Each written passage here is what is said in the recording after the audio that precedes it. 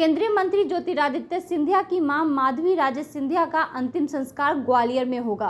अंतिम संस्कार में राजशाही और राजनीतिक हस्तियां शामिल होकर श्रद्धांजलि देंगी। इससे पहले राजमाता माधवी राजे के पार्थिव शरीर को रानी महल में अंतिम दर्शन के लिए 12:30 बजे से 2:30 बजे तक के लिए रखा जाएगा और शाम 3:30 बजे अंतिम यात्रा शुरू होगी।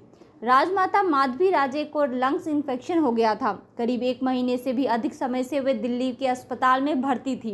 ग्वालियर राजघराने की राजमाता रही माधवी राजे सिंधिया कभी नेपाल की राजकुमारी थी। माधवी राजे सिंधिया को नेपाल में उनके मायके में शादी से पहले प्रिंसेस किरण राजे लक्ष्मी देवी के नाम से बुलाते थे। माधवराव सिंधिया के साथ 1966 में माधवी राजे सिंधिया का विवाह हुआ था। राजमाता साहब आज हमारे बीच में ही रही और हमारे बीच में नहीं रही हैं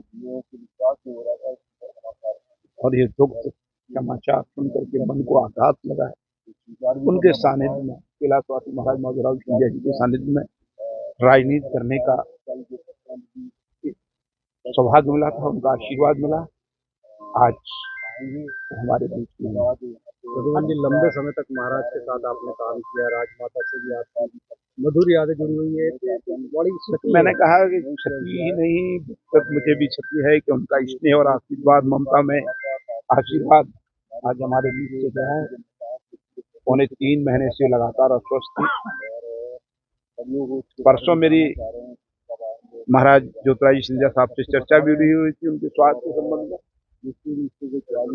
पर आज हमारे बीच कोई ऐसा किस्सा है, वाकया है ये पोहरी में कैलाशवासी महाराज माधवराव सिंधिया जी चुनाव लड़ रहे थे, तो उस समय राजमाता साहब बोले कि चुनाव प्रचार के साथ साथ, मुझे बहुत अच्छे से याद है, रोक करके बीच रास्ते में बोले अपना भी ध्यान रखो, खाने पीने का ध्यान रखो। ये उनकी ममता में